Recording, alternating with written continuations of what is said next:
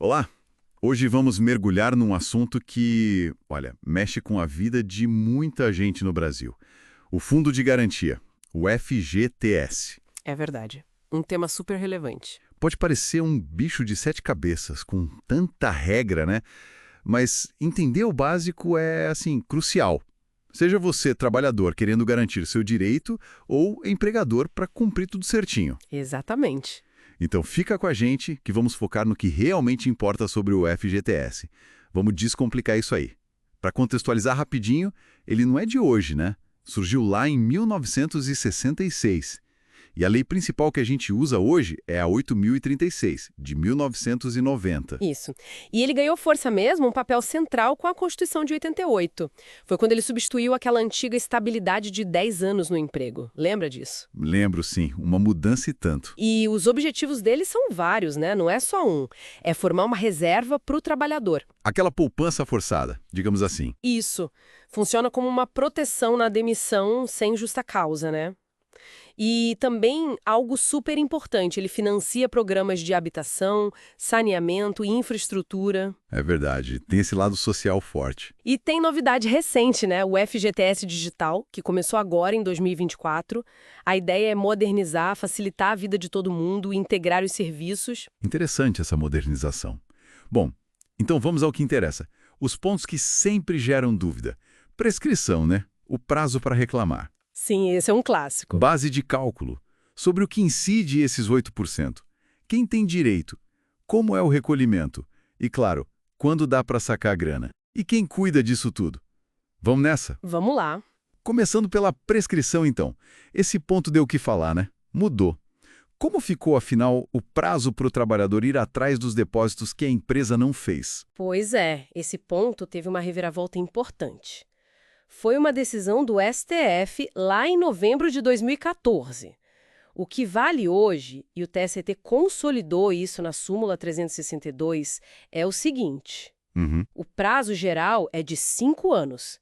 5 anos para você reclamar os depósitos que faltaram do seu contrato. Certo. E tem um detalhe: essa reclamação tem que ser feita em até 2 anos depois que o contrato de trabalho acabou. É o prazo bienal. Ah, então tem esses dois prazos para observar. Exato. E para quem já tinha um prazo correndo antes dessa decisão de 2014, criou-se uma regra de transição. Basicamente, valia o que acontecesse primeiro. Ou o prazo antigo, que podia ser de até 30 anos, contando do início da falta do depósito. 30 anos? Era muito tempo. Era. Ou então, 5 anos contados a partir daquela data da decisão do STF, 13 de novembro de 2014. Na prática, para débitos muito antigos, o prazo encurtou bastante. Entendi, ficou mais restrito agora. 5 anos durante o contrato e 2 anos após o término para entrar com a ação. E sobre o valor que o empregador deposita, como é esse cálculo? Que entra nessa conta? Bom, a regra principal está lá na lei do FGTS, artigo 15. A alíquota padrão é 8%. 8%. Isso, sobre a remuneração que foi paga ou devida no mês anterior para o empregado.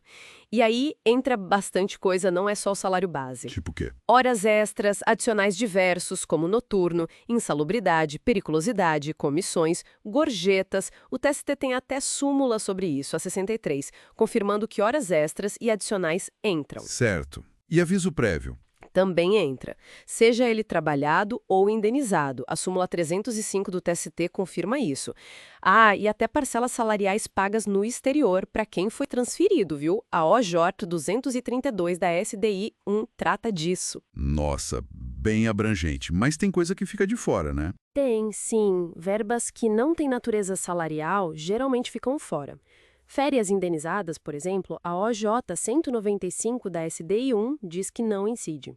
E a própria Lei de Custeio da Previdência, a 8212, lista algumas parcelas que não integram o salário de contribuição. E a lei do FGTS também exclui algumas, como prêmios e abonos que não sejam habituais, sabe?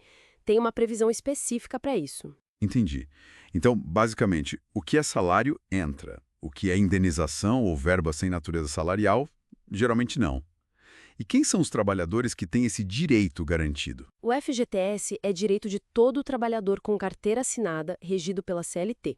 Isso vale para trabalhador urbano, rural, E domésticos? Domésticos também. Foi uma conquista importante para a categoria. E os aprendizes também têm direito, só que a alíquota para eles é menor, é de 2%. Ah, tem essa diferença. Tem. E vale lembrar que o depósito é obrigatório mesmo se o empregado estiver afastado por serviço militar ou por acidente de trabalho. A lei garante isso. E diretor de empresa, que às vezes não é bem um empregado? É uma situação específica.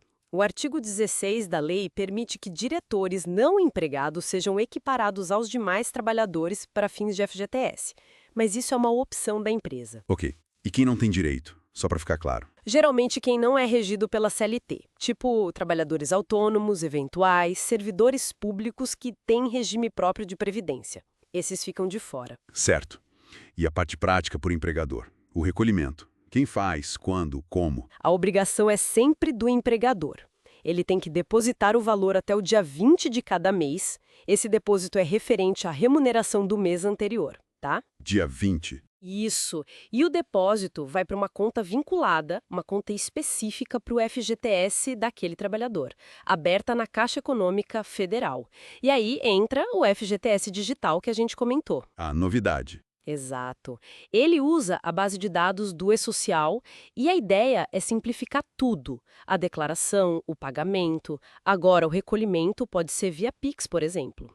E um ponto bem importante, a declaração que o empregador faz nesse sistema novo já constitui confissão de dívida.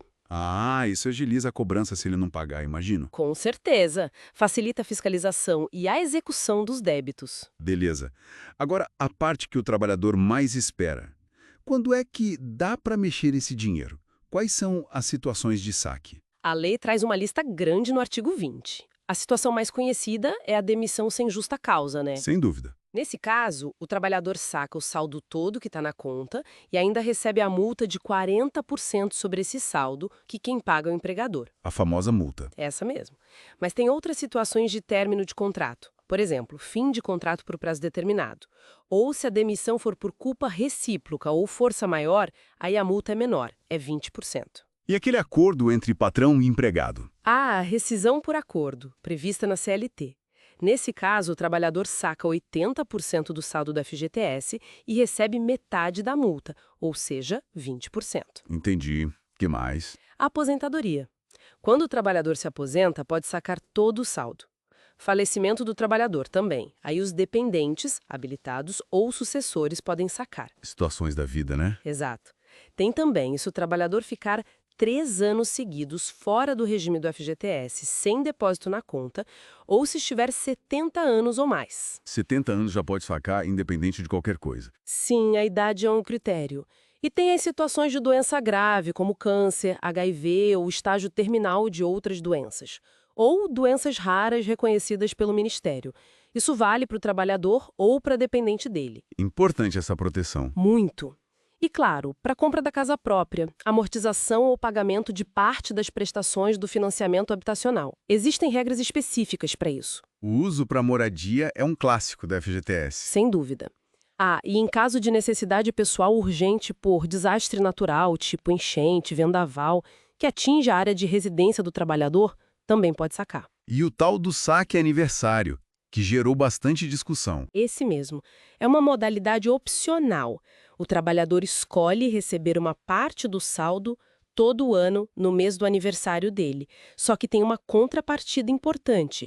Se ele optar por isso e for demitido sem justa causa, ele não pode sacar o saldo total da conta. Ele só recebe a multa de 40%. É uma escolha, né? Tem que pensar bem. Exatamente. Abre mão de um saque maior na demissão para ter um valor anual. Ufa, são muitas hipóteses mesmo.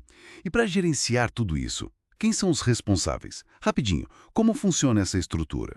Tem uma estrutura por trás. Basicamente, são 3 atores principais. Tem o Conselho Curador do FGTS, ele tem representantes do governo, dos trabalhadores e dos empregadores. É quem define as regras gerais, as políticas de investimento dos recursos. O cérebro do sistema? Isso. Aí tem o gestor da aplicação, que hoje é um órgão do governo federal focado em executar essas políticas, principalmente na área de habitação, saneamento e infraestrutura. Ok. E, por fim, o agente operador, que é a Caixa Econômica Federal. A Caixa é quem cuida das contas individuais de cada trabalhador, processa os depósitos, os saques, opera o dia a dia mesmo. Entendi. Conselho define, governo aplica, Caixa opera. Faz sentido. Ótimo, acho que demos uma boa geral. Recapitulando então, o FGTS é essa poupança obrigatória fundamental para o trabalhador. Tem regras bem definidas sobre prazo para cobrar, como calcular, quem recebe e, principalmente, quando sacar. Exato. E essa novidade do FGTS digital tá aí para tentar deixar tudo mais ágil. É isso aí. E conhecer essas regras, né? É super importante. Tanto para o trabalhador saber o que ele tem direito e como buscar, quanto para o empregador, para fazer tudo certinho e evitar problemas lá na frente. É segurança financeira e planejamento. Perfeito. Esperamos que essa nossa conversa sobre o FGTS tenha ajudado a clarear as coisas. Tomara que sim. E fica a reflexão, né? Com o mundo do trabalho mudando tanto, home office, novas formas de contrato, como será que o FGTS vai precisar se adaptar para continuar sendo essa rede de proteção importante? Algo para a gente pensar. Verdade. Um desafio para o futuro. Bom, pessoal, por hoje é isso. Não se esqueçam de se inscrever aqui no canal para mais análises como essa. E, se gostou, compartilhe esse material sobre o FGTS. Ajuda muito a gente. Até a próxima. Até mais.